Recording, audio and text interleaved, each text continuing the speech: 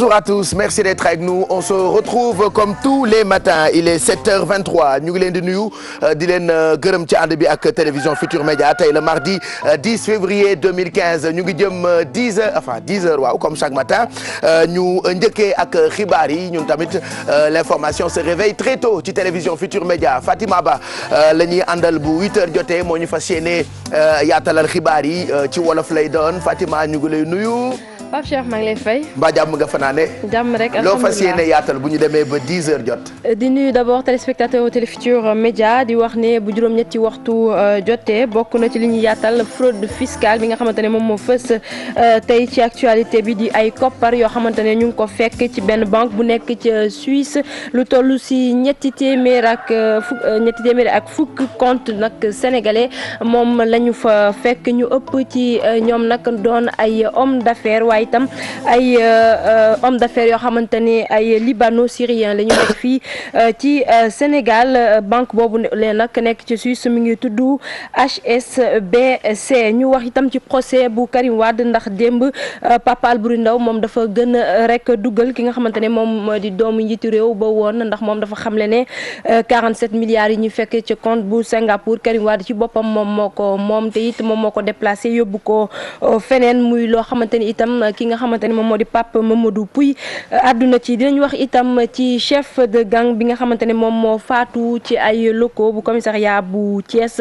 moom Dame Ka bokkoon ci Samba Boy yi ñu arrêté nag ay waajuram ne daal seen xel daal dalul ci autopsie bi nga xamante ne génne nañ ko ne wàllu cardiaque daal moo ko faat ñoom ni ñu ragal moo di ne dañ ko torturer ci biir kaso bi ba mu mujj ñàkk bakkanam li ci mënti am ki nga xamante ni moom moo di maître Bamba Cissé ne loolu day wone rek ne ku ñu jàpp war na benn avocat war na mën a rek teew ci détente ci bi ngay nekk gardé à vue loolee moo gën a dal xel su ko defee dinañ xam détenu bi naka la yegsee foofule ci commissariat bi bu faatoo itam dinañ xam ci yan anam la mën a faatoo loolu sax bokk na ci loo xamante ni UEMOA sàkku na ko ci réew yi nga xamante ni ñoo bokk ci boobu kuréel Pape Cheikh lii mooy li gën a fës ci xibaar yi. jeex na kon ci kanam 8h nga yaatal laataa ngay dem rek ñu.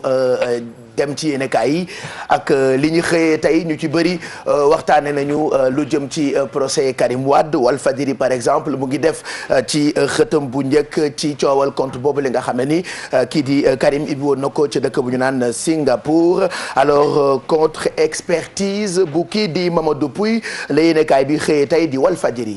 waaw contre expertise bu Mamadou Pouy doon tontu rek ki nga xamante ni moom moo di Pape Albouri Ndao comme ni ma ko waxee gën a démb dugal Karim Wade ci procès bi moom ndax moom dafa xamle ne 47 milliards yi ñu fekk foofule ci biir compte bi Karim Wade moom du keneen leneen itam Pape Mamadou Pouy wax na ko ndax daal dina xamle ni Pape Albouri Ndao bi muy wax sax buté na lu toll ci fukk ak juróomi yoon loolu day wone rek ne li mu doon wax dara wóoru ko ci ay sos rek la woon. ba ci Sud Quotidien coow loolee la xëyee tey ci xëtam bu njëkk jëm ci compte boobu nga xam ne nee nañu Karim Wade ibbi woon na ko ca Singapour vidé avant la commission rogatoire Karim efface 47 milliards de traces. waaw ndax nee nañ moom Karim Wade dafa rek fexe ba koppar googule da ko déplacé yóbbu ko ba ñoom mënuñu cee teg loxo moo tax ñu ne rek Karim Wade dafa rek daal di jël ay matuwaayam laata commission rogatoire boobule bi ñu fay ñëw fekk ñu fa dara ci ay koppar ndax fekk na doomu njiitu réew ba woon rawale koppar gi yóbbu ko feneen loolee yëpp ñu xamle ko démb ci procès bi am ca palais de justice. yéenekaay bi sax di populaire ci xëtam bu njëkk nee na Albouri Ndao dafa gën a dugal Karim ba tey lu jëm ci 47 milliards yooyu nga xam ne ni ma nga ca compte boobu la nekk ca Singapour. waaw da ko gën a dugal ndax moom Pape Albouri Ndao comme ni ma ko waxee Pape Cheikh dafa rek daal di dellu si ci ay kàddoom ne 47 milliards yooyu Karim Wade moom moo ko moom keneen moomu ko muy loo xamante ne gën na rek tax doomi njiitu réew ba woon nekk ci ay jafe-jafe jamono ji.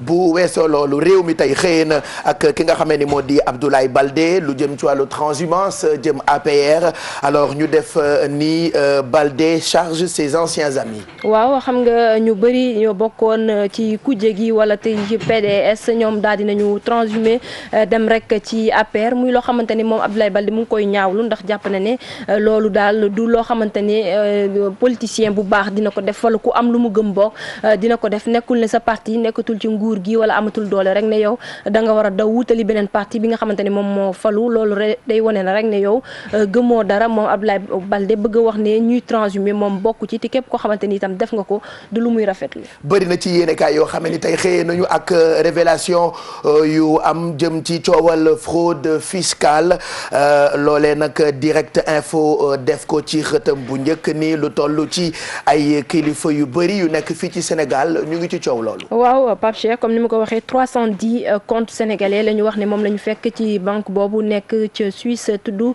HSBC banque boobu nag nee nañu koppar yi ñu fa fekk boo ko xaymaa toll na ci 94 milliards de francs CFA ñu lim ci nag ay personnalités sénégalaises yu bëri ñu ëpp ci ñoom it ñu ne ay hommes d'affaires lañu ñu ne daal politiciens yi daanaka nekkuñu ci léegi hommes d'affaires yi lañ ci joxoñ baaraam tuuma rawatina ñi nga xamante ne ñoom ñoo di libano syriens yi. ba ci yéenekaay bi di Témoin nee na lu toll ci 94 milliards la ñu denc foofu ci Suisse. moom la ñu denc Pape Cheikh ci compte boobu lee di HSBC comme ni ma ko waxee ñu ne ay compte sénégalais yu toll ci 310 comptes sénégalais moom lañ fa fekk mu nekk nag ab koppar boo xamante ne takku na lool daanaka yéenekaay yëpp sax loolee waral ñu xëy ci coow loolu lee. yéenekaay bi di Quotidien itam loolu la def ci xëtam ni 300 sénégalais la ñuy épinglé jëm ci koppar boo xam ne ni ñoo ngi ko denc ci Suisse. Libération itam waxi nopp nee na évasion fiscale fii ci Sénégal ak banque boobu la nga xam ne ni dem ba tey ñëpp a ngi koy waxtaanee lu toll ci 188,6 milliards d'euros retracés defe naa Chérif Dia comme yaa ñuy jox lundi ak mardi bu jot suñu café info loolee ndax mun nga ñu ci indil ay leeral ñu mën ko comprendre coow loolu ndax lu nit ñi war a bàyyi xel ak personnalité yooyu nga xam ne ni jël nañu seen koppar denc ko ci banque boobu la nekk ca Suisse. waaw ni nga ko waxee loolu la Pape ginnaaw ñëw téléspectateurs yi seetaan yow leen ci talaata ji loolu nag depuis lundi ci guddi la ko yéenekaay bu ñuy wax nekk ca France ñuy wax Le Monde commencé publier muy ay informations yoo xamante ni benn consortium bu ñuy wax consortium du journalisme d'investigation nekk ca Washington. ñoom ñoo amaloon enquête yooyu ci réew yu bari ci àdduna bi. muy Afrique di ak yeneen gox yoo xamante ne ñi ngi fa ñoom nag li ñu jàpp mooy dafa am ay fraude fiscale. yu nemmeeku ne banque boobu di HSBC nekk ca Suisse. moom mooy jàppale personnalité yooyu ñuy denc xaalis bi di échapper li nga xamante ne mooy seen fisc réew. loolu nag ba tax na kon ñun Sénégal moo ñu ci gën a intéressé. Sénégal aussi bokk na ci comme ni ko Fatima waxee sànq lu met 310 personnalités. mais ñu ci bëri nag ay libano syrien lañ jàpp ni ñoom la. ak ay opérateurs économiques ñi nga xamante ne ay hommes d'affaires la di yëngati ci wàllu affaire ñoom lañ gën a nemmeeku ne ñoom mbir moom bokk na ci te boo xoolee. liñ xayma ne moom la ci réew mi ñàkk ci koppar yooyu ñu dañ toll na ci 94 milliards de francs CFA. muy koppar yoo xamante ni takku na te duñ jàpp ni comme réew yi day réew yoo xamante ni amun doole. boo xoolee rawatina Sénégal bu seen koom ak li nga xamante ni moom la ñuy dunde lu ci bëri mi ngi sukkandiku ci impôts yeeg fiscalité bi. kon bu fekkente ni dafa dem bay échappé ñi nga xamante ni mooy services fiscaux yeeg yu ni mel. kon doy na waar ba tax na boo xoolee sax fii ñi leen fi teewaloon fii mooy westafnews.com. benn journal yéenekaay la boo xamante ni jàpp na ci enquête bu baax fii ci Sénégal. ba tax na kon ñu ne bon ñoom seen rôle moo doon rek génne information yi parce que boo xoolee France sax dafa coïncider ndax roi Maroc Mohammed VI moom it affaire bi bokkoon na ci. boo xoolee ku mel ni ay Christophe Dugarry ca France ak yooyu yëpp mbir mi impliqué na leen. mu wane ni kon wàllum fraude fiscale ak évasion fiscale maanaam koppar yi nga xamante ni day échappé. services fiscaux yi di dem ci paradis fiscaux yi maanaam foo xamante ni.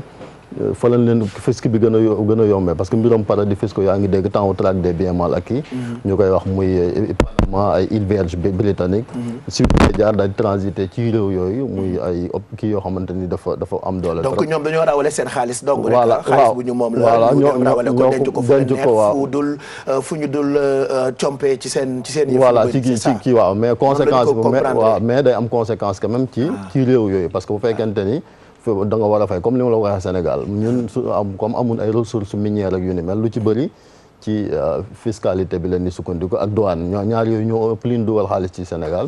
donc bu échappé fisc bi. donc évidemment day am impact surtout que ñun boo xoolee chaque fois ñu ngi wax ay émergence ak yu ni mel. di def ñaan ay ndimbal ci bitim réew ak yooyu. kon bu fekkente ni. mais est-ce que day am conséquence ci ñoom ñi denc seen xaalis ci bërëb yooyu. non ñoom du am conséquence moo tax ñu denc. ñu rawale quoi ñu rawale. waaw dañu rawale seen yëf rek. waaw comp yi dañuy bañ comp yu duun. France par exemple ñu ngi ciy lim ay turu personnalité ku ci mel ni Gad Elmaleh. fii Sénégal ñu ngi ciy lim par exemple turu Youssou Ndour ak yeneen autorités yi ci nekk yeneen dëkk itam ñu ngi lim seen ay autorités depuis démb dëkk boo dem loolu la ñuy waxtaane quoi mais comp yi la ñuy bañ na ko dëgg yàlla mu duun. waaw loolu la rek moo tax. ma xamoon foofal la ma yóbbu fa sama xaalis. waaye li ma yore bëriwul matul million. bon boo xoolee dëkk bu mel ni ay Angleterre sax yaa ngi gis député yi ñu ngi commencé di demander ay enquête parlementaire pour banque bu ni mel ñu bàyyi ndimbal gi mu dimbalee yenn ci nit yi mu daal di koy dakkal bon boo xoolee tamit loolu du yomb quand même parce que day loo xamante ni dafa yàgg na fi c'est pas une première nga xool nit ñi di ko def ci fi nga xamante ni moom mooy foofu ca bitim réew te beneen affaire bi moom mooy comme ni ñu ko waxee sànq ñoom réew yu am doole yi sax loolu mënuñ tëna leen pour ñu lutter contre évasion fiscale beeg yooyu fraude yi sakantement nag réew yi nga xamante ni amul doole nekk fii ci Sénégal ak yu ni mel ndax xaalis bi des fois devise yi ni muy génnee sax du yoon quoi parce que violation la déjà ngay jël koppar yu ni mel di ko yóbbu moo échappé fi bi xëy na après dina am ay évolution parce que gis nañ ni dina fi déjà coow du Sénégal kese dëkk yëpp presque dëkk yëpp depuis démb ñu ngi koy waxtaanee muy Afrique de l'Ouest réew yi nga xamante ni presque fépp ci bitim réew la ñoom it moo waral polémique bi ak coow li nga xamante ni jur na ko France moom loolu yàgg na leen daal parce que gis nga fi affaire ay Jérôme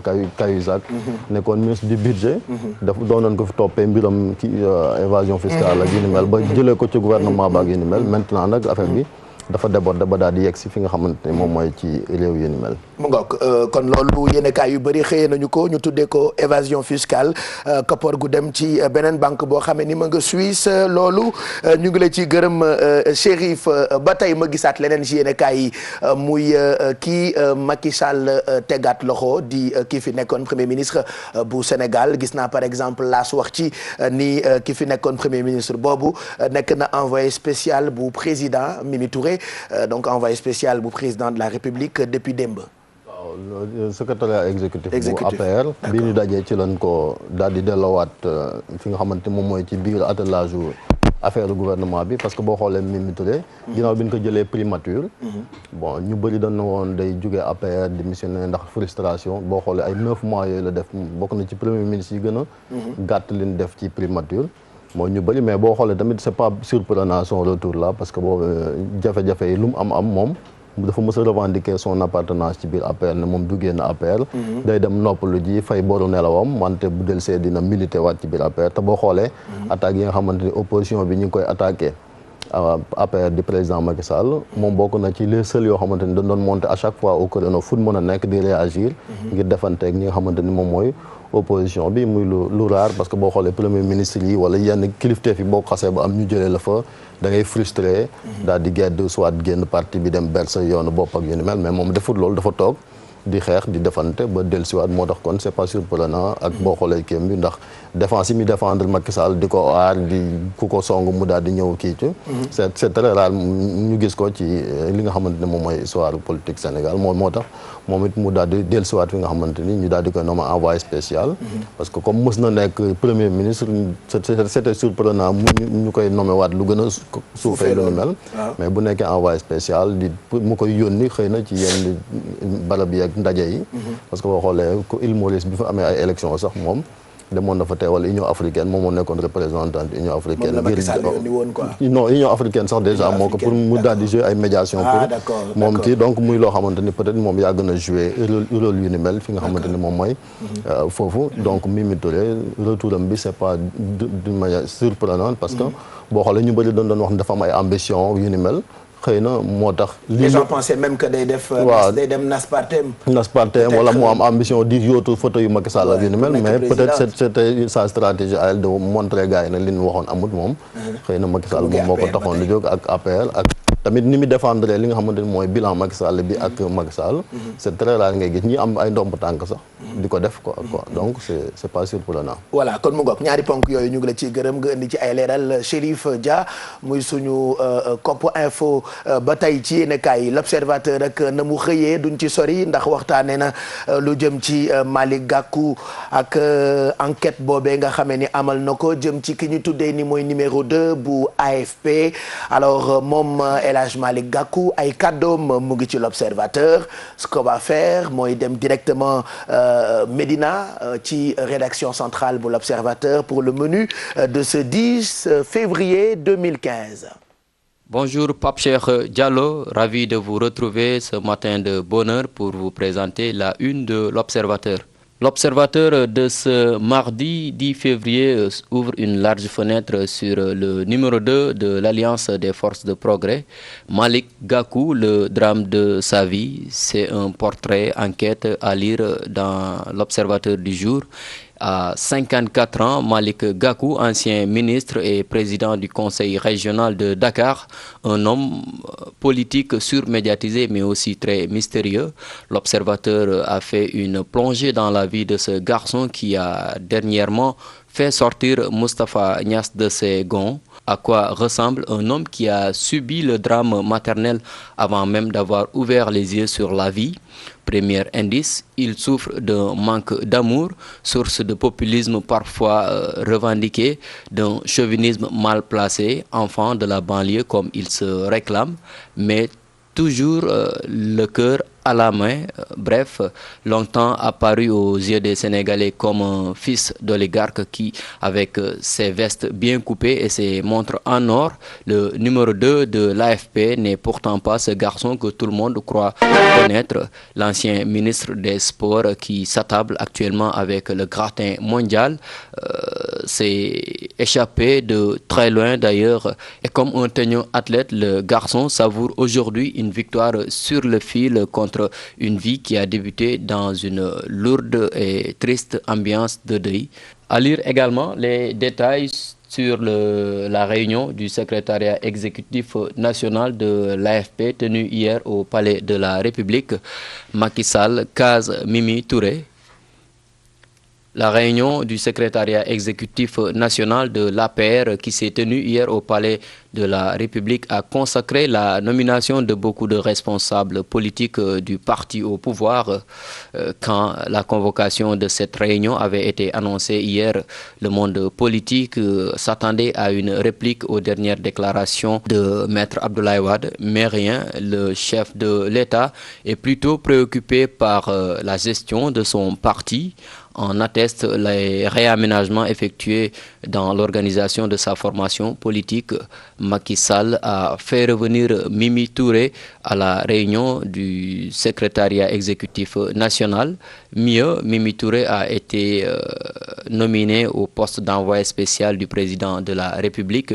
À Macky Sall de lui confier toutes les missions qu'il veut, tant au niveau national qu'international. Abdoul Mbow est nommé porte-parole adjoint du parti, tandis que Alioune Sall, Diouf Sarr et Zahra Iyane Thiam sont cooptés dans le secrétariat exécutif national. En sport, nous nous sommes intéressés au choix du nouveau sélectionneur des Lions. La Fédération sénégalaise de football a déjà reçu une dizaine de candidatures. Et à plus de 3 semaines de la date du 5 mars que s'est fixée la Fédération sénégalaise de football pour trouver un nouveau sélectionneur, l'instance a déjà reçu plus d'une dizaine de candidatures. À noter que la Fédération n'a pas lancé un appel à candidature parce que le temps presse. C'était donc là le menu détaillé de l'Observateur de ce mardi. Bon réveil matinal et bonne lecture à toutes et à tous. Bonjour. Merci Idrissa, jarul ngay nuyoowaat de du ko jar wax nga ba pare dama xamul looy nuyoowaat bëgg a feeñ télé c'est quoi ces manières là? On te demande d'écrire et toi tu veux apparaître tous les jours, c'est impossible. Idrissa ñu ngi lay gërëm bu baax mu nekkoon menu bu l'Observateur tey 10 février 2015. On va se faire tout de suite un point sur la météo xool jaww ji tey nag moo gën a sedd démb fii ci Ndakaaru ndax Fatima ñu ngi yeewoo ak 17 degrés. 17 degrés waaw Pape Cheikh température yi wàcc na tuuti par rapport ak démb Dakar mu ngi amoon 18 degrés tey 17 degrés la am waaye loolu itam jàppale ni ci subateel gi fépp la ci biir réew mi coppite daal am ci température yi ci suba ndax dañu xaw a wàññeeku tuuti waaye ba tey rek ci diggu bëccëg gi naaj gi dina génn fépp ci réew mi ànd itam ak ay niir yuy doxantu léeg-léeg ci asamaan si bu ngoonee itam température yi dinañu soppeeku ndax dinañu yéeg ba yegg si 41 degré waaye laata loolu ñu wax ci température subateel gi ak Dakar Saint-Louis ak Kolda mi am température bi gën a tuuti di 17 degré bi gën a mag di 23 degré ca Kédougou lay doon Podor dina am 20 degré Matam 21 degré Linguère 21 degré Diourbel 20 degré Kaolack 21 degré Tambacounda 21 degré itam Ziguinchor 20 degré température yi dinañ yéeg ni ma ko waxee boor yi ñetti waxtu yooyu yéeg ba yegg si 41 degré di température bi gën a mag dinañ ko am ca Kolda bokk Kolda mooy am température bi gën a tuuti ci suba teel gi am température bi gën a mag ci ngoon gi Dakar itam mooy am température bi gën a tuuti ci ngoon gi di 23 degré Saint-Louis dina am 30 degré Podor 35 degré Matam Linguère Diourbel ak Kaolack 38 degré Kaolack ak Tambacounda 39 degré Ziguinchor 36 degré Kédougou 40 degré ñu wax ci lu jëm ci géej gi wàccoon na ci guddi 5h55 dina wàccaat itam bu 18h tegalee juróomi simili géej gi tey benn yoon lay yéeg ci bëccëg gi loolee bu midi tegalee juróomi simili lay doon ñu wax ci itam ci nappkat yi nga xamante ni dañuy dem géej di wuti jën jàppale ni moment yu gën a am solo ci bëccëgu tey bi 4h55 6h55 loolu passé na waaye bu 17h tegalee 19 minutes ak bu 19h tegalee itam fukki simili ak juróom-ñeent dina doon ay moment yu am solo ci nappkat yi nga xamante ne dañuy dem géej di wuti jën jant bi nag fenk na ay simili ngi néew ngi nii bi 7h tegalee 36 minutes dina soo incha allah bu juróom-ñaari waxtu ci ngoon na tegalee fukki simili ak ñaar Pape Cheikh lii mooy li gën a fës ci xibaaru jaww ji. 7h44 ñu ngi lay gërëm bu baax Fatima Ba Jaxate bu 8h jotee nga del si fileeg ay minutes bu ko defee nga yaatalal ñu xibaar yi ci wolof lay doon mu nekkoon xibaaru jaww ji ñu ngi leen di ñaanal bëccëg bu neex ci télévision Futur Média jóg leen ñu defarandoo suñu journée tey nag mardi la 10 février 2015 le 10 nag saa yu jotee mooy date limite yi date limite pour fay bor yi date limite pour luyaas yi yàlla na 10 neex tey ndax dafa xaw a 10 chaque mois le 10 day 10 lool mais bon yàlla baax na ñu wax leen wala wan leen waxtu julli ak waxtu mees yi laata ñoo jàll ci leen di xaar tey ci yeewu leen bu mardi bi bu dee julli yi ak suñu mbokk yi suba teel comme ni ngeen koy gisee noonu julli fajar bi mu ngi toll ci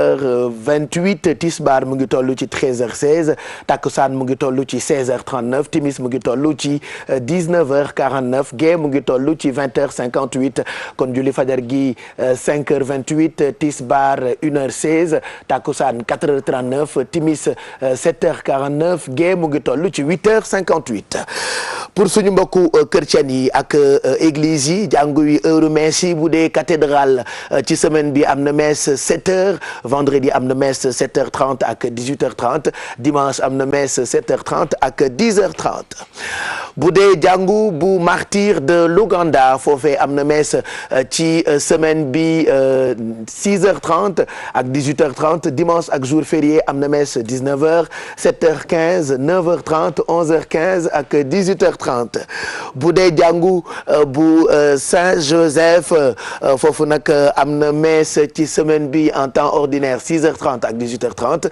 dimanche ak jour férié am na messe 7h 9h30 11h ak 18h30 yàlla na mardi bi neex tey te yàlla musal ñu ci cat ndogaan ak pak ak lépp luy fële yàlla nañ ci yàlla musal yenn saa yi rek day xool rek seen xol yi jeex ñu yénn la safaan ci journée bi kon yàlla nañu yàlla musal ci xeet googu amiin amiin ñun ñu ngi ci jàmm ñun yàlla na jàmm yàgg c'est vrai Ah oui, hein? Ça arrive dans les quartiers, ça arrive souvent dans les écoles, ça arrive souvent ci bërëbu liggéeyukaay yi daf ci am ñoo xam ne dañ lay xool rek bëgg a opérer seen bopp opérer des sangs sans anesthésie ça arrive hein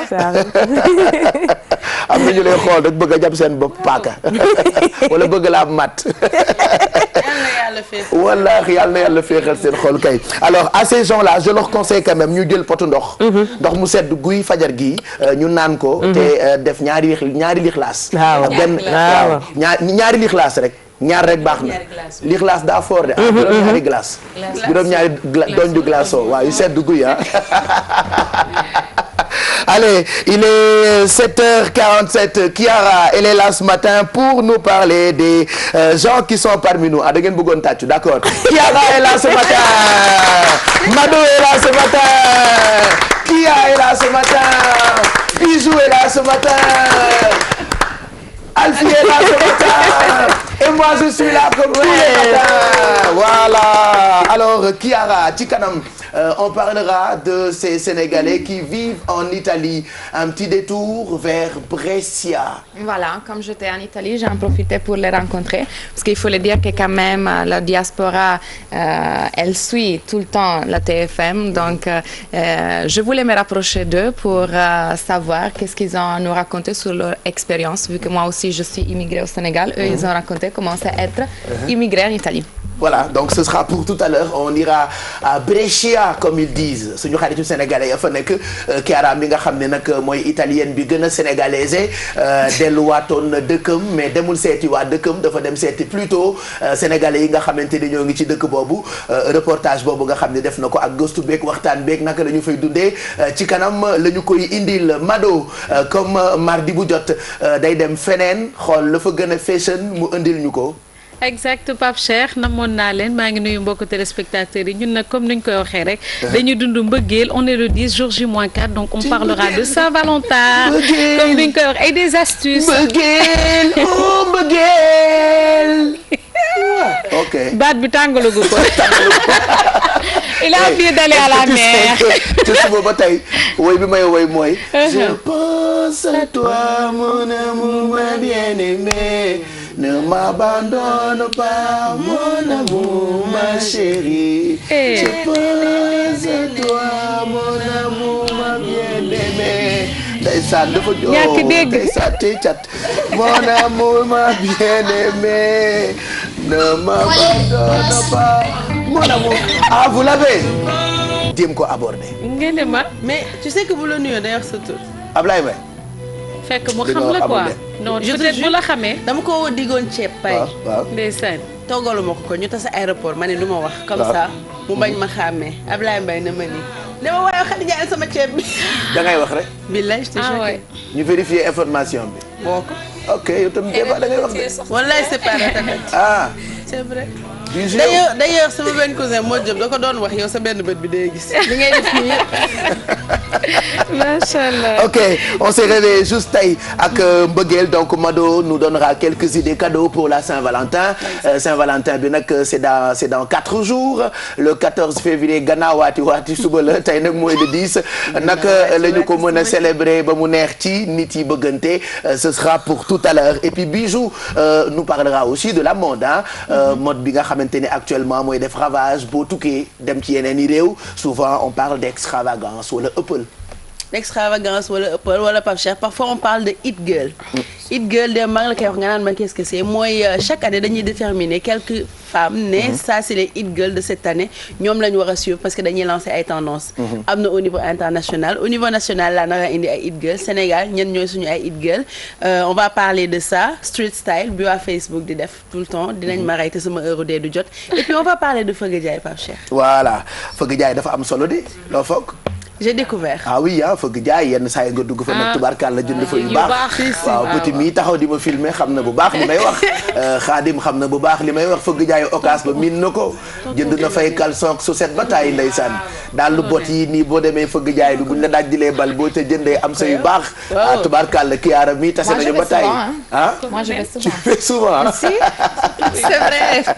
donc on parlera de tout ça tout à l'heure ak Bijou Feugue Jaay mode et tout ça ak ñi nga xamante ni ñoom la ñu tuddee ay créatrices wala créateurs wala lancekatu tendance fii ci Sénégal alors Kia comme tous les matins ñu tànn ay CV yu bëri ci kanam bëri na ci suñu ay xarit yoo xamante ni fi mu tollu tembe ñu ngi wut liggéey.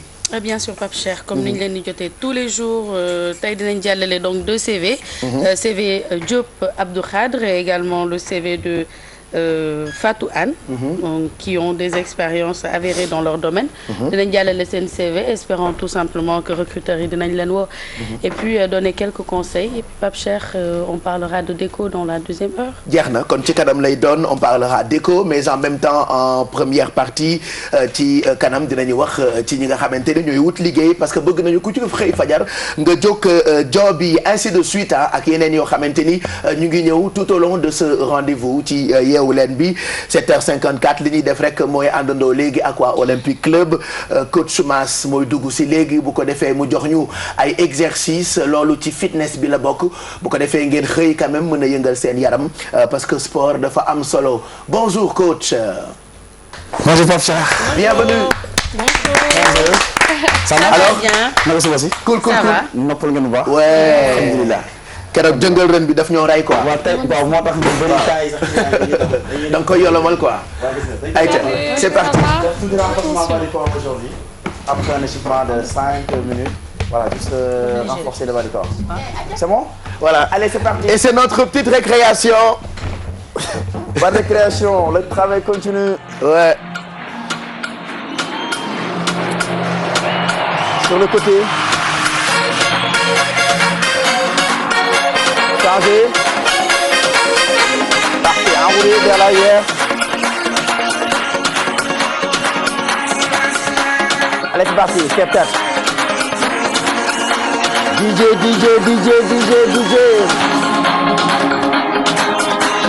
Déplacez le poids du corps d'un côté à l'autre.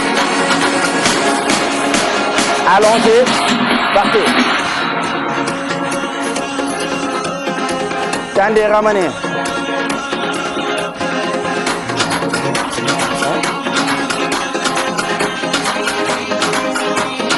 Même mouvement, les talons vers le fessier.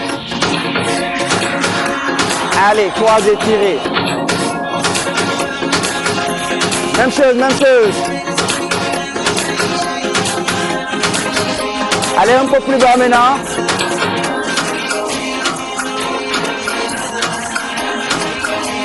Même chose.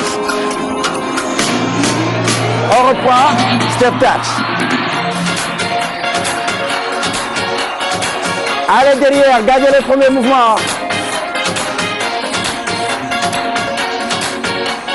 3, 2, allez c'est parti les genoux, abdos serrés, la poitrine serrée, ça va, 2, DJ, même chose, allez on croise, genou corps maintenant, parfait. Croisez, genou coude.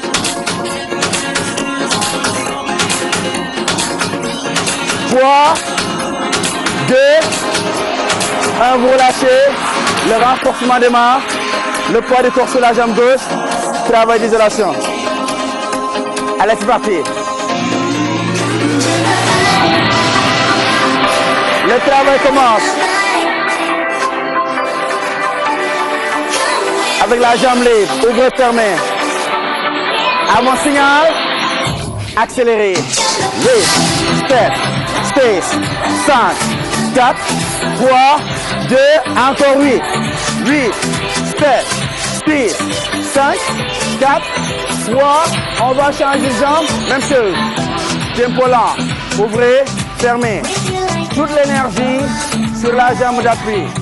Cette jambe, elle supporte le poids du corps.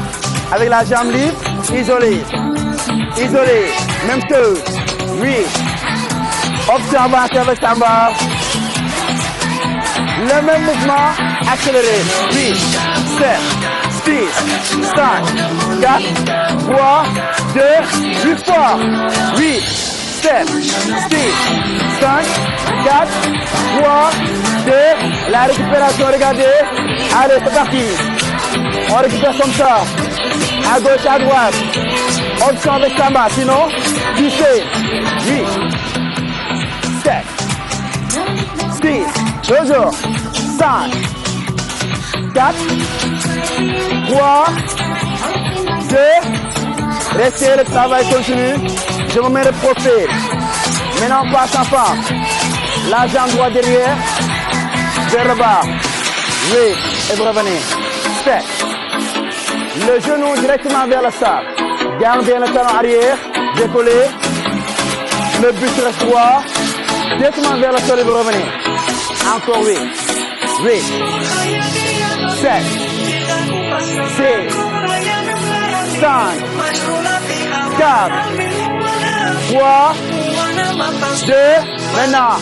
Petit battement bas. Petit. 8. 7. 6. 5. 4. 3. 2. Encore 8 pour finir. 8. 7. 6. 5. 4. 3. 2. Relâchez. On va changer de côté. Allez, même chose. Pas statique. Le talon arrière. Décollé. Le genou arrière vers le sol. Gardez la poitrine fière. Partez. 8. Et vous revenez. Direct vers le sol. Direct vers le sol. Le genou avant. S'aligner avec l'orteil. Même chose. 8 fois. 8. 7. 6. 5. Come on, come on. 4. 3. 2. On termine en bas. 8 petits battements. 8. 7. 6. 5. 4. 3. 2. Relâchez, revenez. Respirez. Le dernier exercice. Le dernier, le squat. Talon sous les hanches. Partez. Hanche vers l'arrière. De profil, ça donne ça. Essayez d'aligner les fessiers avec les genoux. Les genoux ne dépassent pas les orteils. C'est la bonne amplitude. Allez, Pape Cheikh, les fessiers loin derrière.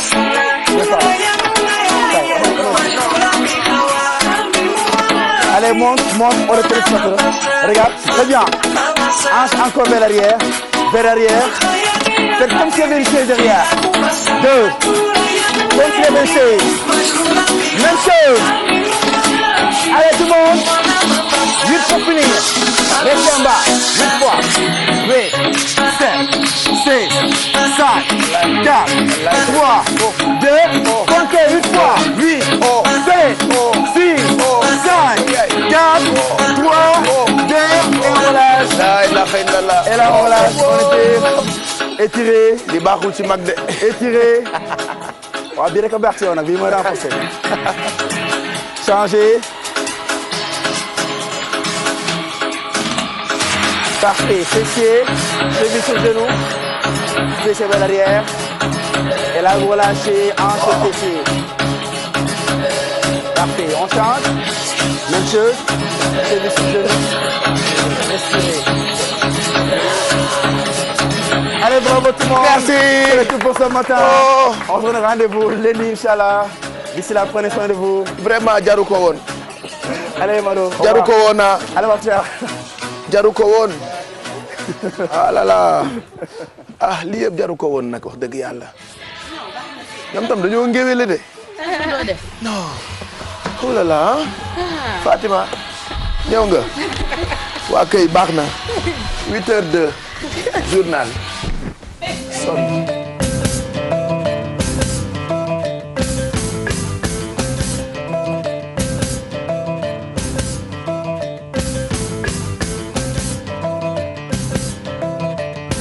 jërë ngeen jëf mbokk yi juróom-ñetti waxtu di 8h jot ci télévision Futur Média xibaaru suba gi bu njëkk bi ñu ànd ceeg Fatima Ba Jaxate ñu nuyooti la.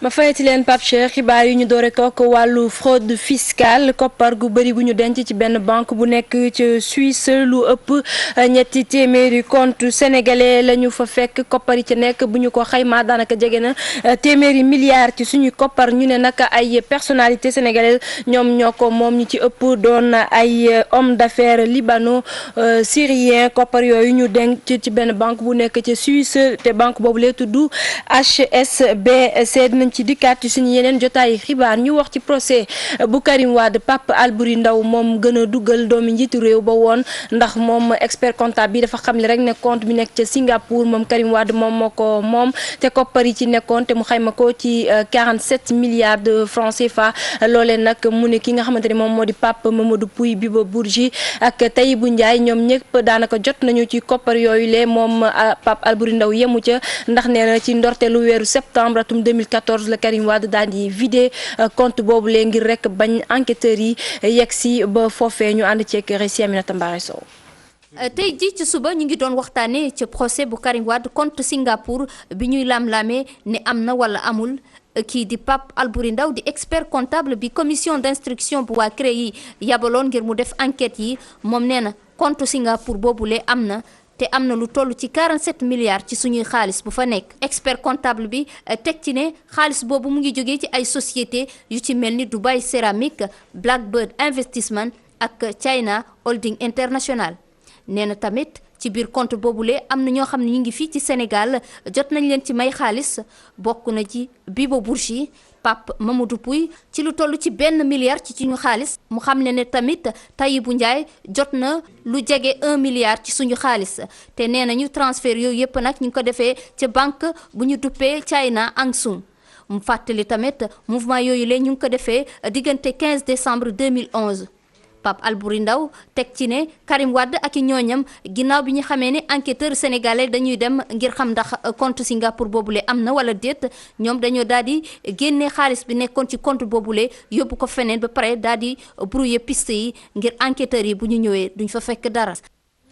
Mbaare Sow ñu koy jaajëfal ñu wax ci chef présumé de gang bi ñu jàppoon ca Thiès moom nag Dame Ka ñàkk bakkanam ca commissariat central bu Thiès njabootam nag njort ne dañu ko fitnaal ba mu mujj ñàkk bakkanam ba tax na ñu ne dinañ porter plainte donte sax autopsie bi wane na ni wàllu cardiaque daal moom moo ko faatu waaye ñu ne loolu ñoom seen xel jàpp ko lu ñu jàpp moo di ne dañ ko torturer ci biir prison boobule ñu ko dencoon loolee nag ci commissariat central bi loolee nag ñu ne day indiwaat rek coow li nga xamante ne nemmeeku nañ ko fi ay fan yu ñu génn maanaam ay nit yi faatu ci kaso yi loolee di wane itam ne dafa am solo rek bu ñu leen tegee loxo avocat yi teew seen wet comme ça ñu mën leen a gis xam ci yan anam la ñu yegsee foofule ci commissariat bi kenn ci ñoom di maître Bamba Cissé ne loolu bokk na sax ci li nga xamante ne UEMOA sàkku na ko ci réew yi sekk boobule kuréel nekk léegi képp koo xamante ne tegati nañ la loxo ci ñaari fan yi mujj nañ la rek daal di indil ab avocat mu daal di la taxawu su ko defee ñu xam ci yan anam nga yegsee ci commissariat bi loolee dinañ ci dikkaat ci suñu yeneen jotaay xibaar lu ko dalee fukki fan ak juróom ci weeru février dinañ rek dakkal importation pomme de terre bi fii ci Sénégal muy loo xamante ne nag ñi ci yëngu am ci gis-gis bu wutee ñeneen ñi jàpp nañ ne lu jaar yoon la ndax nguur gi da leen a bëgg a jàppale loolee ñeneen ñi gisewuñ ko noonu jàpp nañ ne seen i mbir du doxati te it sax nag pomme de terre bi nga xamante ne fii lañ koy bayee ci Sénégal qualité bi daanaka demeewut noonu ñu teewlu ci reportage Pape Ndéri Fall.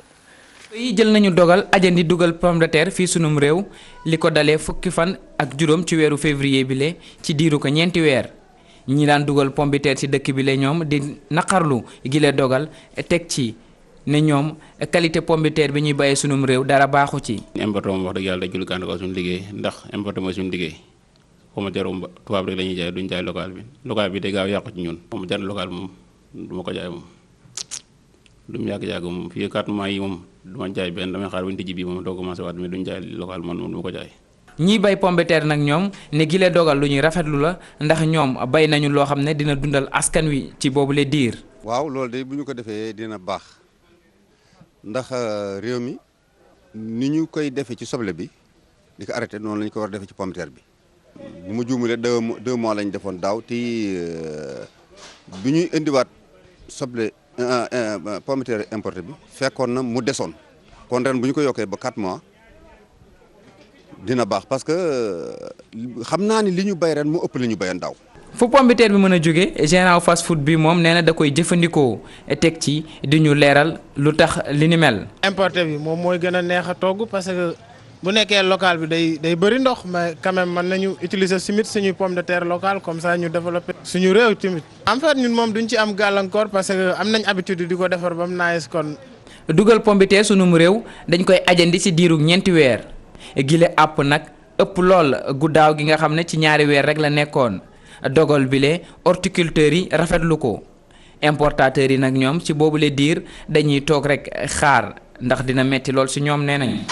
internet bu njëkk agence yu nguur gi rek ñoo ko daan jëfandikoo tey ji nag ku mu neex rek nga daal di cee dugal sa loxo rawatina ñi nga xamante ne ñoom ñoo di gone yi léegi sax ñoom ñoo gën a bëri lu ñuy jëfandikoo internet muy loo xamante ne waajur yi nee nañu xam nañ ko waaye rek xamuñu naka la ñuy def ba mën a contrôler xale yi xam fu ñuy yem ak naka lañ koy jëfandikoo loolee nag jar rek ñu war ci amal ab campagne de sensibilisation ngir rek gën a gindi askan wi ànd sek ak ay techniciens yoo xamante ne dinañ leen mën a xamal rek naka la ñuy def ba gone yi duñu mën a yegsi ci yenn site yu bon yi ñu ànd ci reportage Maimouna Ndiaye Modou Diop.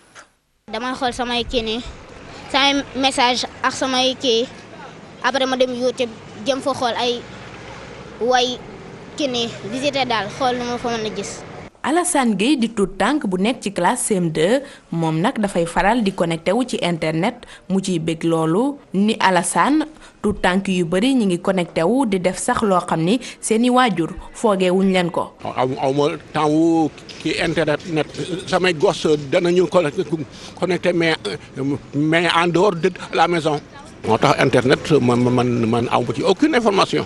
am na parents yu am jotu xale yi nag am na yoo xam ne nag am ñu jotu xale yi ragal naa ci kay am na yoo xamante ne moom doy na waar it mën nga dugg site yoo xamante ne c'est pas permis xale di ko xool. moo ne de am na ay jumtuwaay yu nekk ci internet yoo xam ni mën naa aar tout tànk bi. am na ay outils techniques yoo xam ni mettre nañ en place notamment Google booy naviguer Google en mode self search am na yenn contenu yoo xam ne xale yi mën nañ ci bañ a taxaw. conseillère technique bi di ñu xamal ni waajur yi ñooy war a di gëstu lu bari. il faut que aussi ñu jàngal xale yi lan leen war a def ci internet lu ñu ci war a def am na site yoo xam ne pour ay sites xale. donc c'est des sites pour des personnes yu am plus de 18 ans donc parents yi aussi war nañ sensibiliser xale yi wax leen am na site yoo xam waruñu fa dem xale yi aussi bu fekkee ni dañ leen intimider lu def leen dara dañoo wax dem wax ko seen xarit wala seen parent wala éducateur ñu mën a dem jël ay mesures contacter police beeg yooyu. 2008 ba tey nag internet toll na foo xam ni foogewuñ ko woon muy yokkute ci ñu bari wante ba léegi xale yi ñu ngi ciy loru. Pape Diop njiital bokk gis-gis dina amal ab point de presse tey jii bu fukki waxtu jotee ci siège yu coalition bi lay doon moom nag dina rek daal di addu ci actualité nationale bi moom Pape Diop bu fukki waxtu jotee lay doon ministère de l'intérieur ak ambassade bu France bu nekk fii ci Sénégal ñoom it dinañu amal ab ndaje bu ñu tuddee pacte plan d'action contre le terrorisme maanaam fexe rek ba tëral ay stratégie yoo xamante ne dina tax ñuy xeex terrorisme fii ci Sénégal waaye itam ci Afrique sowu jant loola it bu fukki waxtu jotee lay doon te ministère de l'intérieur ñu wax ci wàllu tàggat yaram ak bilan participation Sénégal ci Coupe d'Afrique bi mujj ki nga xamante ne moom moo di jëwriñ bu ñu dénk wàllu tàggat yaram de Makhtar Ba nee na mi ngi xaar rapport bu fédération sénégalaise bu football ngir rek mën cee tirer ay conclusions ci lu jëm nag ci kii nar a uutu Alain Giresse ci bopp équipe nationale bi moom Makhtar Ba ne ñu ngi xaar daal donte sax am na ay daal CV yoo xamante ne jot nañ koo am. ñu ngi xaar ba noppi soog ko siiwal moom Makhtar Ba dañuy teewlu ay kàddoom ci micro moo dikkee. mënta ñàkk képp ku dem ci campagne nga am ndam wala nga ñàkk am ndam war ngaa toog xayma xoolaat li nga xamante ne moom nga fa dund pour loolu permettre la nga defi jéego jëm ci kanam parce que loolu mooy solo bi du yàq wala dellu gannaaw solo bi mooy lépp lu xew nañ ko jël taxaw ci loolu pour que fi ñu jëm ñu bañ a tey am tolof yu mel noonu defe naa ne. état bi li mu war a def na ko fédération ngi def liggéey bi mu war a def rapport yi ñu jotagum ñu ngi ciy liggéey li ci des nag mbiriw ñi bu lëkkaloo ci sport bi yëpp la mouvement associatif mouvement sportif ñëpp nañ ànd xalaat ci li nga xamante ne décision bu ñu jël rek na nekk décision boo xam ne day accompagner sportu Sénégal. Mody Gueye ñu koy jaajëfal bu baax a baax Pape Cheikh fii la ñuy yem ci xibaaru juróom-ñetti waxtu yi xanaa di wax rek bu dee am nga xam-xam ci wàllu football ndax bëggoo jiite gaynde yi. yàlla tere ay wax lay bañ ak ku ma indil benn coow yàlla baax na en tout cas yàlla nañu am rek coach bu ñu gënal bu ko defee dëgg-dëgg ñu mën a quand même li dal Côte d'Ivoire dal Sénégal kañ lay doon on ne sait pas en tout cas ñu ngi koy gént loolu rek la ñuy ñaan quoi de toute façon Sénégal il y a de grands sportifs ah. am na ci ay ndaanaan yoo xamante ne bu ñu leen dénkoon équipe bi dëgg-dëgg équipe bi jëm ca kanam léegi nag fan la fédération bi jëm wala fan la équipe nationale bu Sénégal jëm on ne sait pas encore yàlla baax na nañu taaxeerlu rek croiser les bras. croiser les bras n'est-ce pas. d'accord merci ñu ngi lay gërëm Fatima Ba bu 10h jotee nga dellu si waat bu ko defee ñu mën a yaatal xibaar yi bu leen fàtte li ko tàmbalee suba yeewu leen dafay dem ci seeni dëkk yeewu leen chez vous à partir de demain alors yeewu leen bu njëkk bi ñuy defee ci biti Gorée la ñu koy njëkkee suba nag toute la matinée ñun ñëpp dañuy joxante rendez-vous ca île boobu nga xamante ni dafa feese dell ak histoire foofee la ñuy amalee jotaay bi li nga xamee ni moom la ñu ne mooy bi gën ngeen taamu ko waxatuma matinal yi waaye luy émission bi ko gën kuy xalam nag di ca jaayu barke ba yaay borom suba ñu ngi fas yéene amalee émission bi Gorée et puis bu ñu jógee Gorée ñu ngi jëm Ndar tamit préparer leen dinañ leen jox date bi ca kanam bu ko defee ngeen mën a waajal yeewu leen nag na mu fay ñëwee li ñuy def nag léegi rek mooy dem seeti suñu correspondant yi tey dinañu njëkkee dëkk boo xamante ni yàgg nañu fa dem muy Tambacounda Tamba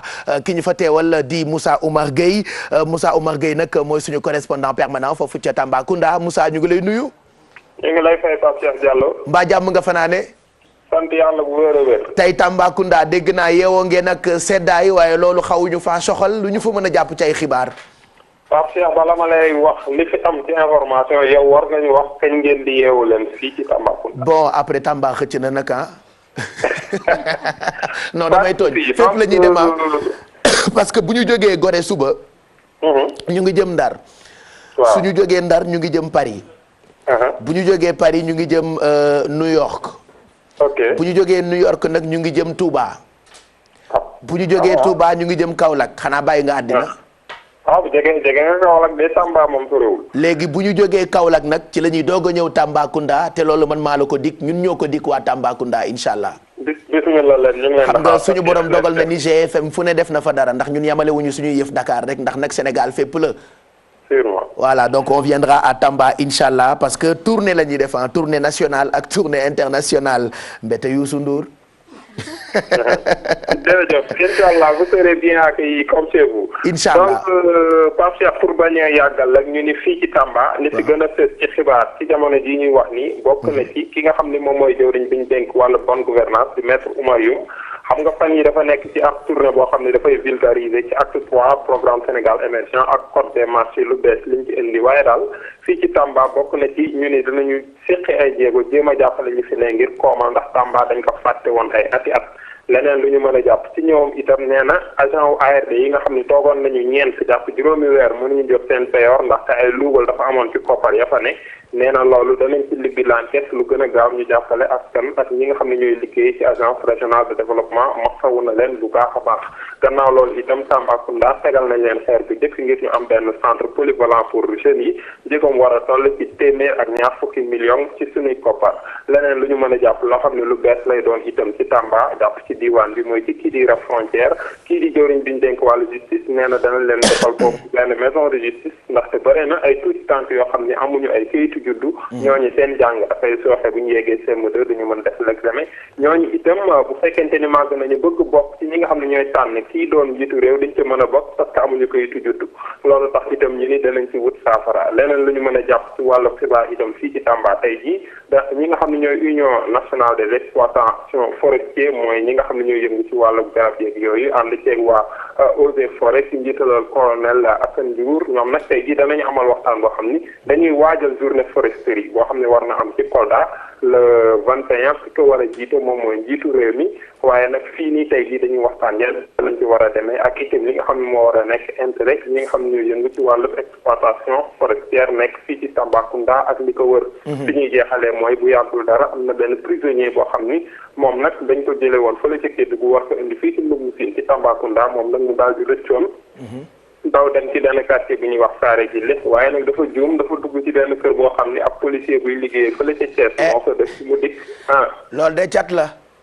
yéeme na kañ mu dikk ak ay monotam nag taxaw ni def ko mu ñu jàppale ko mu dindi ay monotam parce que dafa rëcc ci fourgonnette bi moom ngaa wax na dëggam waaye xam na ne dëggam ko génnewu ko ci. ñu daal di koy dañ ko yóbbu dañ ko delloo. ñu dalal ko ci nekk ni ko xaaral ñu ñëw jàppale la dindil la sa mënat ci noonu nag ki nga xam ne moom moo dëkk ci kër gi daal di woote ñu jàpp ci koy jàpp yóbbu ko donc mu nekk mbir moo xam ne itam bokk na ci fait divers yoo xam ne jàpp nañ ko fii ci bët penku Sénégal. xanaa Pape Cheikh di leen ñaanal jàmm foofu fii wa salaam. jërëjëf ñu ngi lay gërëm bu baax toute la journée mën nañ la déglu ci rajo bi RFM bu ko defee nga gën a yaatal xibaar yooyu la nga xam ne ni jàpp nañu ko ca Tambacounda dafa fàqe prison daw làqu fa mu làqu di kër alkaati mel ni Ouzin Keita rek ba muy daw policiers yi faf daw dugg ci seen car jaawale ko car rapide dugg ci car bi di xas policiers yi nekkate policiers yi la toll mu jéggi mu naan policiers yi dañoo baax bañ duree jàmm 8h19 mooy doog a jot ñu jàll ci jóg job ndax yeewu ngeen yéen ñi am job bay job yi ñi ko amagul yàlla baax na bu ñu góorgóorloo rek ñun ñëpp mën nañoo liggéey ndax nag Sénégal ñun ñoo ko moom te bëgg nañu ku ci xëy rek ngay job yi alors tey ni bis bu ne tànnaat nañu ñaari CV kii yaa Oui, Pape Cheikh. Donc, on démarre juste avec le CV de Diop Abdou Khadre, qui a eu de 2013 à 2014 une licence 3 en marketing, communication, publicité à l'Institut de Management. Et pour ses expériences professionnelles, en 2013, il a travaillé au niveau du cabinet CPCF, Centre de pratique comptabilité et fiscalité, calcul des déclarations de TVA, traitement de textes, pièces de caisse, factures, achat de vente, liquidation TVA, rapprochement bancaire, bilan. En 2012, il a travaillé au niveau de la BCEAO de Kaolack, administration, comptabilité. Pour contacter Diop Abdou Khadre, ce sera par mail à diopabbdoukhadre@gmail.com. Poursuivons avec le CV de Fatou Anne. Fatou Anne, de 2013 à 2014, a eu un master 2 donc c'est un master en cours en commerce et management des affaires internationales. Pour ses expériences professionnelles, du 29 au 30 décembre 2014, elle a effectué un séminaire de formation sur la gouvernance d'entreprise et le leadership transformationnel. Du 1er au 30 novembre 2012, elle a effectué un stage à la Sénélec au département de la comptabilité à l'unité fournisseur traitement facture. De décembre 2012 à mars 2013, elle a effectué un stage à la Fédération Pencum Dakarou, partenaire local de l'ONG Child Fund Sénégal. Du 2 au 30 septembre 2013, elle a effectué un stage à la Sénélec au département de la comptabilité à l'unité fournisseur traitement facture. Pour contacter donc Fatou Anne, sera par mail à fatisalay@gmail.com. Toujours, Pape Cheikh, notre offre d'emploi de la semaine. Cette société de la place qui est à la recherche de vendeurs et vendeuses en prêt-à-porter, chaussures, accessoires, hommes-femmes et enfants haut de gamme sur le secteur Dakar. Donc c'est un magasin qui ouvre au mois de septembre 2015. Donc il faut savoir réaliser des ventes de vêtements et d'accessoires, faire la réception de marchandises, l'étiquetage, la mise sur cintre, tenue des cabines, la mise rayon, le réassort. Donc vous accueillez les clients et les orienter en fonction de leurs désirs. Pour les profils recherchés, il faut être réactif et dynamique. Vous savez vous adapter rapidement, vous êtes polyvalent, souriant, vous justifiez d'une expérience similaire d'au moins 6 mois. Et pour les connaissances demandées, luxe, mode, vêtements. Pour contacter donc cette société, sera par mail à contact@skykingsclothing.com.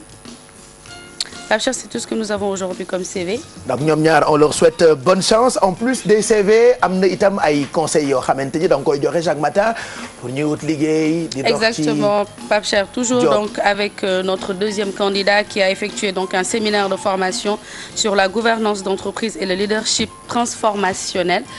Je l'avais dit la dernière fois, c'est toujours important de parfaire. De se parfaire, participer à des séminaires courts. On voit très souvent dans certains magazines où on met juste, en tout cas, 2 dernières pages des séminaires organisés par des formateurs certifiés, surtout certifiés. Donc ça vous permet, ces séminaires de formation, d'acquérir plutôt des fondamentaux ou de renforcer des compétences pédagogiques dans un domaine ou dans un autre. C'est toujours bien, c'est des séminaires courts en général d'1 semaine. Je pense que toi tu as effectué un séminaire en développement personnel. Man mi waaw. yow yaa ngi bëgg a dugg ci man de man. dugg naa dama bëgg génn. ok mais yooyu dafa baax bu fekkee da nga am liggéey c'est toujours bien nga dem sàkkuwaat xam-xam. mais damay jël exemple. et séminaire yooyu ça sert souvent que nga expliquer leen un peu par rapport au développement personnel li nga xamante ne moom nga ci acquérir est-ce que ça t'a permis de par rapport à ton évolution. bah oui ça m'a beaucoup aidé xam nga développement personnel lu tax mu am solo mooy on t'apprend naka ngay nekkee ci entreprise bi te entreprise nekkin la souvent tu vois nit bu war a liggéey par exemple heure de travail am di 8h midi. mais bu mooy njëkk a ñëw dina ñëw liggéey si par exemple 6 heures du matin balaa muy ñibbi 2 heures du matin xanaa xamoo yooyu liggéeykat bu ko tàmm kenn du la respecter en développement personnel on t'apprend dafa sa liggéey te nga dem sa yoon donc yëpp xeetu maladie la yoo xamante ni dafay dal liggéeykat et on s'en rend pas compte c'est pour ça que séminaire yooyu buñ ci dee expliquer naka ngay defee développement personnel ou naka ngay comporter woo ci entreprise bi doo mën a xam quoi et puis boo defee cours développement personnel par exemple ci ngay gën a maîtriser naka ngay amee ascension ci entreprise c'est comme école ni ngay defee CI ba CM2 wala ba terminal noonu nga war a évoluer ci entreprise. Exactement, Pape Cheikh. Aujourd'hui, mais surtout le côté quand on dit développement personnel, c'est déjà savoir se connaître soi-même. Sa comportement, xam sa bopp. C'est important parce que nit boo xamul sa bopp peut-être foo nekk mën nañ la yëpp wala nga ñàkk xam sa valeur. Ça te permet nga xam ban genre nit nga. xam yaay kan exactement xam yaay kan et puis nga xam naka nga mën a évoluer en entreprise. di nga am benn caractère boo xamante ne boo ko xamee ci yow di nga ko mën a changer wala nga mën a jéem a évoluer parfaire sa bopp ba nga xam ne foo dem xaj fa. parce que ku ci nekk rek am nga loo jikko boo am wala ku ci nekk jógul bokkul fi nga jógee. donc nga def yenn séminaire yu ndaw yooyu ça te permet nga mën a xam exactement si tu es une personne introvertie ou extravertie. Introvertie ou extravertie donc. dina la gën a dimbali pour fi nga nekk bërëb bi nga nekk ak fu mu mënti doon nga mën a évoluer très facilement parce que di nga mën a gérer sa bopp gérer ñi nga nekkal. voilà donc séminaire yooyu c'est toujours bien même boo amul liggéey mën nga ko def même boo amul liggéey ok il faut juste nga laajte. par exemple xam nga développement personnel képp kuy nekk ci nit saa daal laay wax ngay liggéey nga ñàkk liggéey c'est une formation courte boo xam ne war nga ko mën a def. war nga ko mën a def après ça va avec des tests de personnalité. également. Et puis en dehors de ça même ñi nga xamante ne dans d'autres domaines mën nañ def par exemple man def naa benn séminaire court sur l'informatique. D'accord. pour ma mën a utiliser même si sama liggéey laajul loolu mais suba xaw ma ci lu may daj. en tout cas c'est important ci ku bëgg a parfaire cursus am ku bëgg a évoluer dans un secteur ou dans un autre. voilà yokk xam-xam la ñu ko tuddee bu nekkoon jóg job comme on dit tous les matins soxla bu teew ay nelaw faju ko na ngeen fexe sàlloo di am jom ci seen i bërëbu liggéeyukaay parce que liggéey day yokk sakk defe naa boo ci nekkee rek ba am ca jom di nga ci mën a am évolution bu am solo et c'est toujours bien ngeen laajte séminaire yooyu ki yaa wax léegi naka la ñu koy amalee Alfie ci kanam salade la ñuy defar ma ngay dagg rek salade la ñuy defaral plutôt salade yaa ngi dagg rek sa yëf. Pape Cheikh comme ni ñu koy defee chaque jour rek. damay mottali li ma doo wax. salade pas comme les autres salade bi salade ay couleuru Saint-Valentin la yore. bien plus que c'est diététique. te lu neex a consommer lay nekk mu nekk salade tomate mozzarella revisité. mais revisité. waaw revisité donc ci kanam boobu la ñuy andi xanaa di yeggali rubrique Mado rek. dëgg loolu kon ci kanam lay doon ak Alfie dafa seetiwaat waa mozzarella c'est ça dëgg leen revisité. on parlera wala on goûtera ci kanam li nga xamante ni moom nga ñuy defaral ci yeewu leen bi tey Kiara moom moo ñu dig ni dina waxtaanee ñi nga xamante ni ñoo dëkk ñooy ay sénégalais yu dëkk ca Italie rawatina dëkk bu ñu naan Brescia alors tu as été là-bas il y a pas longtemps tu étais plutôt parti pour voir les Sénégalais comment vivent-ils là-bas? Oui.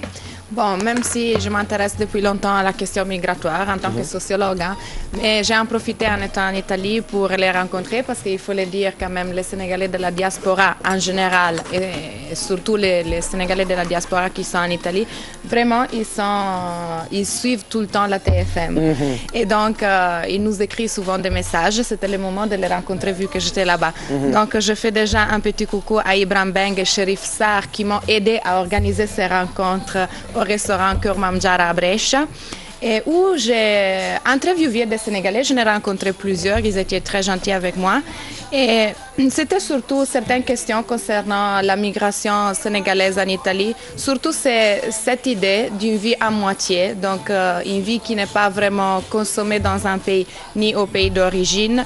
Les femmes, donc comment vivent les femmes sénégalaises la migration, parce qu'aujourd'hui il y a de plus en plus de femmes qui décident d'émigrer dans les pays européens et c'est pas souvent pour rejoindre leur mari, donc elles décident seules de partir. Comment les femmes vivent ça. Et puis après encore, on va retourner après les reportages sur des questions qui sont liées aux migrants. Donc l'idée souvent que les gens ici ont sur les Sénégalais. D'ailleurs, il y a eu il n'y a pas longtemps un débat qui a été lancé sur Waref. C'était des femmes qui se plaignaient en disant que les Modou sont souvent des menteurs. Je vais retourner tout à l'heure. Mais on peut aller rencontrer les Sénégalais de Brescia avec les reportages. Si Pape Samba, il va nous lancer les reportages. Voilà, on regarde.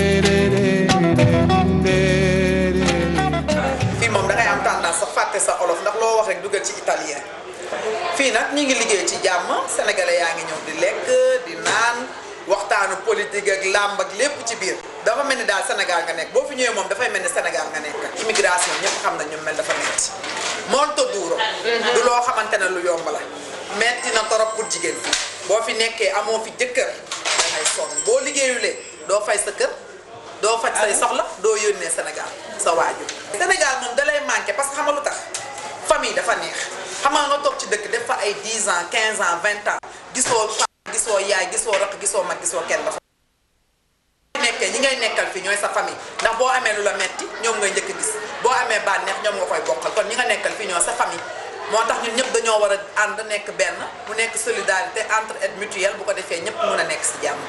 immigration bi ñu nekkee nii nii instant bi ñu toll fii ci Europe jamono ji ñu toll nii nii nattu la ñun ñëpp dañuy wax ne ñun nattu lañu yàlla teg moo tax ñu nekk fii nii fi daan su ndaxte neexul problème bi ci ëpp mooy ñu bëri ñu nekk fii nii yàlla xaju leen lu ñu jënde billet bu ñu demee seeti seen njaboot bu ñu gëj a gis mais xëy na am nañ problème boo xamante ni si nii mënuñu ko wax mooy dëkk bi ñu nekk joxuñu leen seen gëdd dimbali wuñ leen tamit yombaloon leen ay këyit ba ñu bëri mën a am këyit dem seeti seen njaboot dikkaat une double vie ne peut pas être belle te ñun ñëpp double vie leen am xëy na ñi ngi fii ñi yoroon ci soxna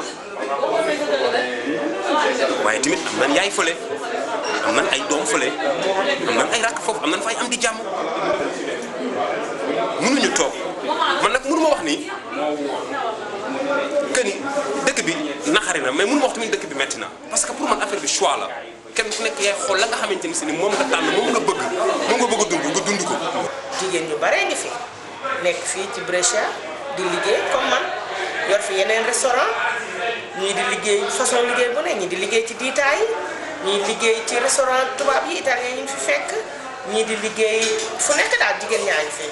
projet pour le futur daal mooy bëgg ñibbi rek nag ndaxte àll bi du ma ne neexul parce que boo nee neexul sax ñenn ñi duñ dégg fa ngay waxee mais metti na lool parce que ku mel ni man ngay dund fii sa njaboot nekk ci àll nekk Sénégal dafa metti suñu bëgg-bëgg yëpp donte ñu ngi fii tamit suñu bëgg-bëgg yëpp mooy ñibbi Sénégal projet yi nag bari na luñ bëgg mais tamit réew mi amatuñu possibilité di dajale dara loo xam ne dañ koy teg pour loo xamante ni pour retour la. Est-ce qu'il y a des Italiens qui viennent ici?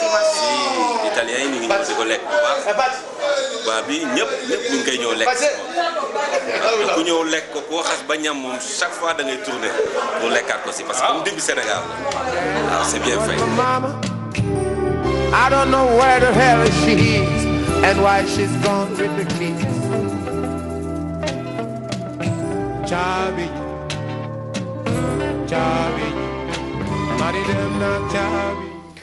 bëtu italienne bi ci sénégalais yi dëkkam di Italie donc ñoom wax nañu comment ils vivent là-bas dans cette belle ville. Je suis toujours émue quand je vois les Sénégalais qui sont en Italie parce que vraiment peut-être le lien de la migration nous a unis un peu donc vraiment c'est un peu ma famille élastique comme je le dis et ça m'a fait plaisir de les rencontrer. Oui, ils sont italiens parce que en fait la migration bon, déjà c'est une expérience de vie parce que ça t'apprend à être différent quelque part et puis tu prends beaucoup de caractéristiques de la société là où tu habites. Et ce qui est extraordinaire des Sénégalais à l'extérieur, c'est leur capacité de reproduire la culture, les pays, le Sénégal en fait. Ils créent des micro-Sénégal là où ils sont. Que c'est positif d'un côté, peut-être ça n'aide pas trop l'intégration de l'autre, mais bon. Et comment on a vu à Brèche, c'est ce qui est extraordinaire, tu peux trouver la devise sénégalaise. J'étais dans un resto, je pouvais trouver tout ce que je trouve au Sénégal, donc voilà. Mais pour retourner un peu, parce que comme on dit, la répétition c'est pédagogique, et on dit souvent que, parce qu'on parle toujours d'émigration du Sénégal, mais il faut savoir que le Sénégal d'abord, avant d'être un pays d'émigration, ça a été depuis toujours un pays d'immigration, donc il y a beaucoup de communautés étrangères qui résident au Sénégal. Et après, pour des causes qui sont géographiques, la position qui facilite les voyages historiques, les liens coloniaux avec la France, économique, la crise qu'il y a eu surtout sur le secteur agricole, a poussé beaucoup de gens à quitter le pays. Et surtout des causes sociales. Ce sont lesquelles les causes sociales? Les mythes qu'on a donnés au fait que les gens partaient. Donc souvent, et pour longtemps ici au Sénégal, dans les familles sénégalaises, on donnait beaucoup de valeurs à quelqu'un qui arrivait à partir. Et donc, c'est pour cela que beaucoup de jeunes voulaient partir. Donc, le Sénégal est le premier pays pour émigration en Afrique subsaharienne. Et le quatrième pays, je parle par numéro de migrants, en Afrique, avec un rythme de 10 000 individus par année. Les destinations sont différentes. Avant, c'était surtout les États-Unis et les pays européens comme la France, l'Espagne et l'Italie. Mais maintenant, il y a de nouvelles destinations comme les pays asiatiques surtout. Voilà, la Chine, le Japon, la Turquie et les pays du Nord, de la Suède, de la Norvège, etc. En Italie, les migrants sénégalais ont commencé à arriver à partir des années 80 et en 1990, ils étaient la 5e communauté étrangère. Et aujourd'hui, en 2014, ils sont devenus la 15e. Donc ça, c'est pour dire qu'aujourd'hui, les Sénégalais ne choisissent plus l'Italie comme destination et il y a beaucoup de Sénégalais déjà qui décident de rester au pays et beaucoup de Sénégalais qui étaient partis qui décident de rentrer à cause de la crise et surtout parce que maintenant le Sénégal c'est un pays qui est en train de se développer très rapidement donc il y a beaucoup plus de possibilités ici qu'en étant migrant ailleurs. Et encore des petites données. Aujourd'hui, en 2014, au 1er janvier 2014, selon les données statistiques de l'Istat italien, la communauté sénégalaise, c'est le 2,5% de la communauté étrangère résidant en Italie. Et on peut voir qu'il y a 73% des hommes et aux alentours de 26% des femmes. Une croissance des femmes sénégalaises qui sont présentes sur le territoire italien. Ça, c'était un peu pour donner les données statistiques pour ceux qui ne connaissent pas. Après, les thématiques que moi, j'aime un peu développer concernant la migration, c'est aussi montrer un peu les difficultés que les migrants vivent. Parce que souvent, les familles ici, on a beau à dire, mon enfant, il est parti, donc mon enfant, il peut m'aider, il peut envoyer de l'argent, il peut aider la famille. Mais souvent, on oublie que vraiment la migration, c'est très difficile. Bon, moi, je la vis. C'est toute une vie qui se crée là-bas. C'est toute une vie qui se crée là-bas et une vie qui s'éloigne d'ici. Parce qu'en étant là-bas, on ne peut pas vivre ce qui se passe ici. Souvent, quand quelqu'un n'a pas les papiers, il ne peut pas retourner pour, par exemple, pour voir les parents. Souvent, il y a des décès, il ne peut pas venir. Il y a des naissances, il ne peut pas venir. Il ne peut pas vivre vraiment la famille. Donc, il y a des gens qui font vraiment beaucoup des années avant de pouvoir rentrer au pays. Et souvent, on ne se pose pas les questions de difficultés aussi de vie économique, de travail que ces gens pour envoyer l'argent, parce que souvent on se plaigne, c'est peu d'argent et tout ça, donc voilà. Alors qu'ils font des sacrifices pour pouvoir envoyer, pour pouvoir construire quelque chose, parce que ce qui est beau des Sénégalais aussi, c'est cette capacité de solidarité. Donc quand il revient au pays, il décide de construire quelque chose pour pouvoir donner du travail aussi à des membres de la famille. Même les femmes. Pour les femmes, ce n'est pas évident. Au début, il y avait aussi une stigmatisation des femmes. Donc les femmes qui partaient seules, elles étaient un peu mal vues. Si elles n'allaient pas pour rejoindre leur mari, et même quand le mari décide d'amener la femme en Europe, il y a souvent des problèmes liés à la famille parce qu'il y a des réticences par rapport aux gens qui ne veulent pas que la femme parte. Donc ce n'est pas aussi facile pour eux. Et quand j'ai rencontré les Sénégalais dans les restos, et j'étais en train de filmer, à un certain moment, il y avait un Sénégalais, ils m'ont dit non, laisse tomber, c'est un fou, il ne faut pas l'écouter. Mais il avait commencé à parler en Wolof pendant que je prenais. Et il disait, un peu fâché, il disait, non, il faut parler des Sénégalais qui vivent dans la rue, parce qu'il faut arrêter, il faut montrer aussi. Il y en a plein, surtout en Italie. Et c'était dommage de ne pas pouvoir vraiment parler avec lui, mais c'est vrai. Voilà, il y a beaucoup de Sénégalais qui vivent dans des conditions souvent très difficiles. Souvent, ils ne veulent pas parler de ce qui se passe réellement. Parce qu'ils ne veulent pas souvent que la famille puisse savoir. Et il y a une partie de culpabilité de la famille, il faut le dire. Parce qu'il y a tellement des attentes qui pèsent sur le dos des Sénégalais que souvent, quand par exemple, ils perdent leur travail, ils n'arrivent plus à trouver un travail. Ils sont souvent dans la rue. Ils ont peur de dire à la famille, je veux rentrer. Parce que quand quelqu'un qui est arrivé à partir dit, je veux rentrer, la famille va dire, pourquoi tu veux rentrer? Tu as eu la chance de partir, il faut rester là-bas, regarde ton cousin, regarde ton frère, il a fait de l'argent.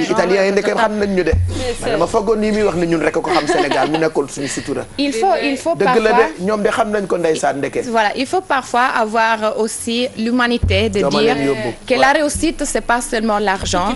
La réussite, c'est l'expérience. Donc, même si quelqu'un n'est pas arrivé économiquement à avoir beaucoup plus d'argent, s'il veut rentrer, il faut vraiment que la famille supporte cette choix parce que la réalisation, ça peut se faire aussi ici.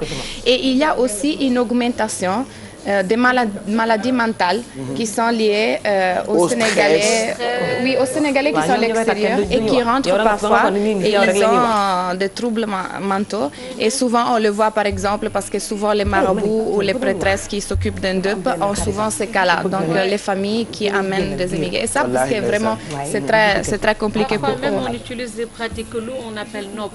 Maanaam nga nopp sa doom nga xaar ba sonn gisoo ko nopp ko nga indi ko. Mais saa yoo ñibbisee retour bi mooy dafay jékki saay tàggalikook sa bopp. wallaay ndeysaan wallaay ndeysaan nit xam nga jom dafa metti waaw parce que léeg-léeg di nga toog sa doom dem ay ati at gisoo ko xamoo ci li mu nekk yónneewul deful dara nga ne kon boog ma ñibbisi ko ma fexe ba nopp ko mu ñibbisi léeg-léeg mu doon ci këru kujje boo xamante ne dañuy wujje doom ji dina dem pour teral ndeyam waaye ka ci nekk ci kër gi di bëgg a wujje moom it nopp doomu jàmbur jooju yàq ko mu ñibbisi bu ñibbisee du ko jëriñ donc il y a plein de choses ci am wallaay Sénégal il y a beaucoup de choses beaucoup de réflexions qui peuvent être faites à partir de la thématique migratoire. On n'a pas vraiment le temps, mais ça, c'était juste de donner des petites réflexions à chacun de se rapprocher, parce que je suis sûre que dans toute famille sénégalaise, il y a un membre de la famille qui est parti quelque part. Donc, au lieu peut-être de le stigmatiser ou de l'idolâtrer, il faut peut-être se rapprocher à cette personne et se faire raconter son histoire de vie. Je vais conclure avec le débat sur Internet ce jour-ci par rapport à un témoignage qui a été fait sur Waref d'une femme qui a déclaré les Modou sont tous des menteurs. Je suis désolée, mais ce n'est pas comme ça. Je vais les défendre quelque part parce qu'il le faut. Parce que souvent aussi, c'est la faute de certaines femmes qui cherchent les Modou seulement pour l'argent. Et que donc aussi, ils ont cette image du Modou en tant que réalisation personnelle. Et à partir de là, il y a certains Modou qui ont appris à jouer un certain jeu. Donc chacun a sa partie de responsabilité. Des deux côtés. De ces côtés. Et un petit coucou aux Sénégalais de la diaspora, vraiment, c'est ma famille.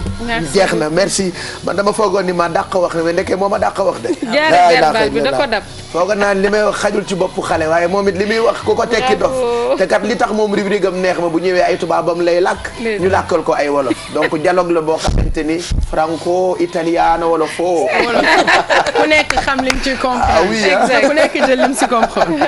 C'est ce qui fait le charme bu Kiara ñëwee mardi ci Yeewu Leen bi merci. On te retrouve mardi prochain ce sera toujours pour li ñu tuddee parmi nous soit mu dem ci sénégalais yi nga xamante ni ñoo nekk bitim réew wala mu ñëw ci étranger yi nga xamante ni ñoom ñoo nekk fii parmi nous. Et Pape Cheikh, j'ai découvert les Thaïlandais. Mardi prochain, je vais avoir les Thaïlandais. Il y a des Thaïlandais qui viennent ici. Il y a des Thaïlandais. Ah kon baax na kon mardi prochain on parlera des Thaïlandais jërëjëf 8h42 mooy doog a jot ñu jàll ci publicité yi juste après ñu àggali Yeewu Leen bi tey 10 février 2015 à tout de suite.